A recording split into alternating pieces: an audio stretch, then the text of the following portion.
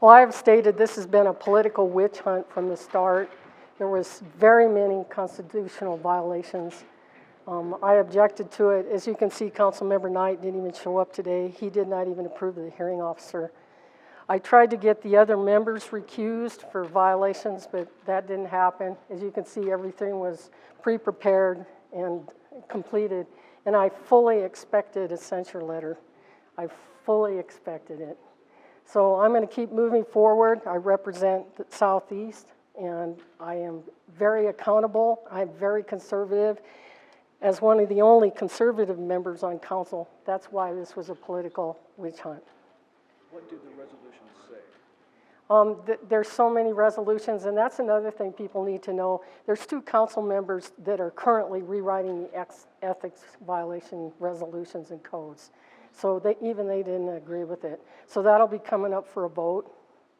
And you should look at that, probably compare them and see.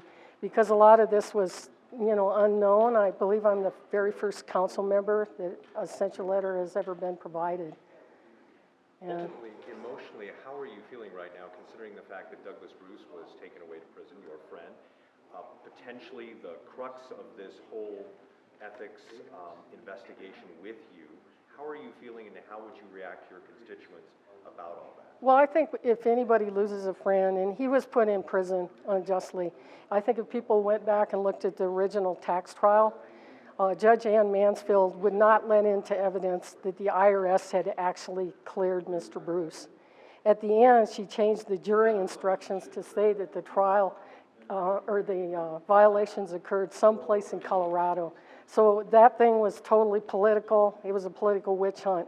Mr. Bruce, he stands for liberty, he stands for freedom, and he's always been fighting for the Constitution. But ultimately, you are still part of this whole situation with Douglas Bruce that started this whole ethics investigation. Well, actually, an anonymous package was sent to Mr. Bruce's probation officer in Denver, and that's part of one of my charges against the current city council. They're trying to figure out who sent these anonymous packages on the political witch hunt. Why did you receive title on the properties from Mr. Bruce prior to the sale there back in 2014? That has nothing to do with this IEC investigation, nothing. It was a $7,000 lien put on after the fact, and I believe if anybody talks to a real estate lawyer, what I did was totally legal.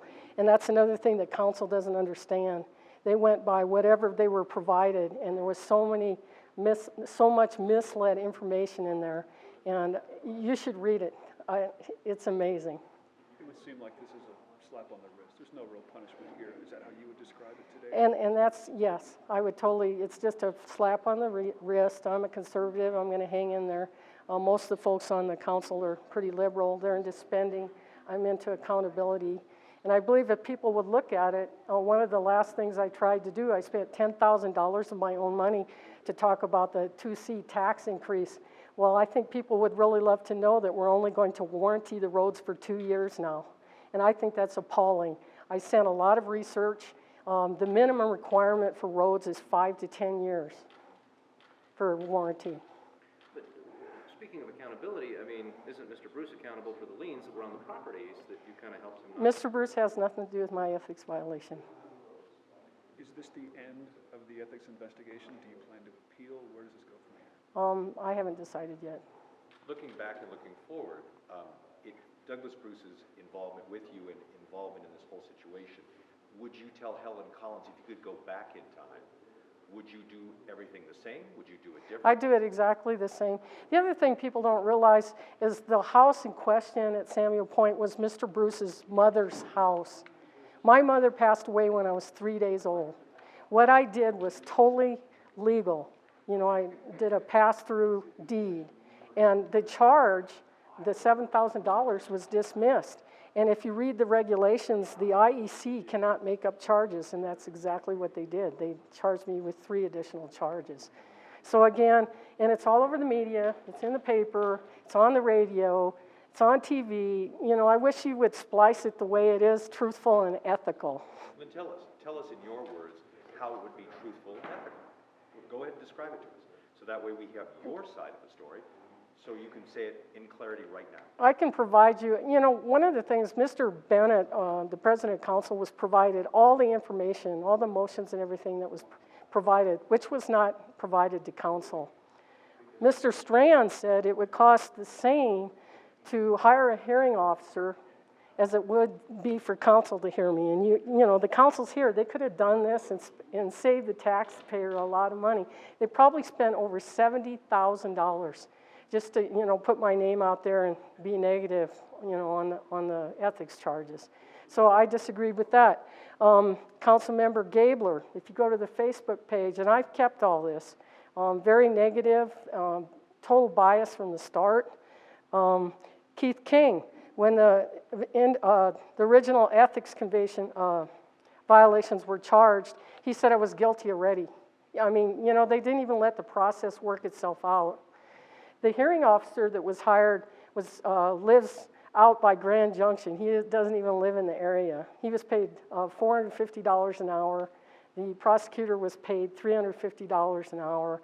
And everybody that knows me and knows how I vote, I'm very conservative. I try to, be accountable. I'm on both the city and utilities finance committees. And I have cut costs a lot of places. And one of the things I've disagreed with heavily in the city of Colorado Springs is over 80 improvement districts and 11 urban renewal authorities. And that's a whole nother process also. Can the voters in Council District 4 trust you after this?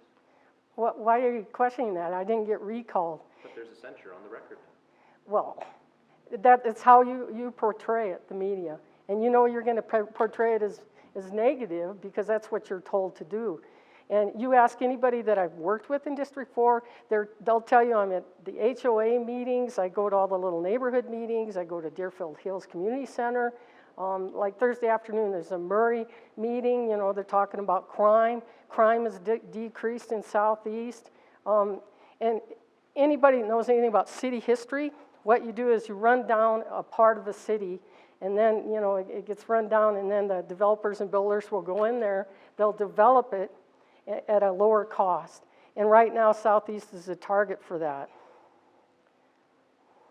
So Helen, you feel that since this started last summer, the council had its first meeting about you, you feel that all of this action has been strictly because you're the most conservative, That is, yes. I stand for, I'm conservative and I stand for liberty and I stand for the taxpayers, and not just in Southeast, all over Colorado Springs.